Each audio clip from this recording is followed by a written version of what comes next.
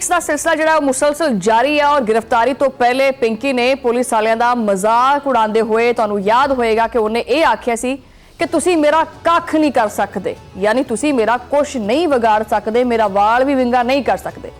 कई आए तो कई गए, सारे ही जिहड़े ने खाली हाथ गए ने, किसी के हाथ भी कुछ नहीं आया। कि वाकई पिंकी ने सच आख्या सी?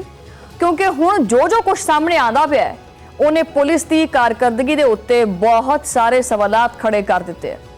कराची पुलिस ने रवायती सुस्ती का मुजाहरा करते हुए मुलजमां दे सारे मुकदमा जिहड़े ने वो इक्को वारी अदालत विच पेश कर दिते, जिहदा नतीजा यह निकलिया कि जिस्मानी रिमांड के सारे जिहड़े राह सी वो हो गए बंद, यानी वो हो गए ठप।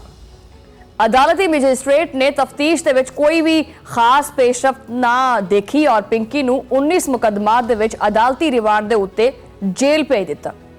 हुण अवाम ये पुछण ते मजबूर है कि की ये वाकई नाकिश एक तफ्तीश सी या फिर मुलजमां नूं बचाउण वास्ते एक सोची समझी कोई कोशिश सी। अगर पुलिस वाकई इस खतरनाक नेटवर्क नूं बेनकाब करना चाहती है तो हर मुकदमे दे विच अलग अलग भी तो रिमांड लै सकदी सी, वो क्यों नहीं कीता?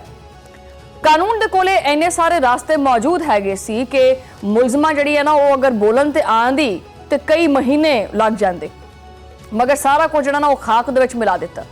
बगदादी थाणे दे विच दर्ज कतल दे संगीन मुकदमात नूं देखिए तां उत्थे भी तफ्तीशी अफसर मुलजमां दा रिमांड लैण दे विच बुरी तरह नाकाम रहे। प्रोसिक्यूशन की जिहड़ी कोशिश सी वो सारी तरी दी तरी रह गई और कानून हथ जिहड़ा ना बन के ते खड़ा हो गया। कि साडे निज़ाम दे विच इन्नी कोई वड्डी मजबूरी सी कि सारे पत्ते एक ही बारी विखा देने सी? कानूनी माहिरीन दे मुताबिक यह तरीकाकार सीधा सीधा मुलजमां नूं रिलीफ देण दे मुतरादिफ है।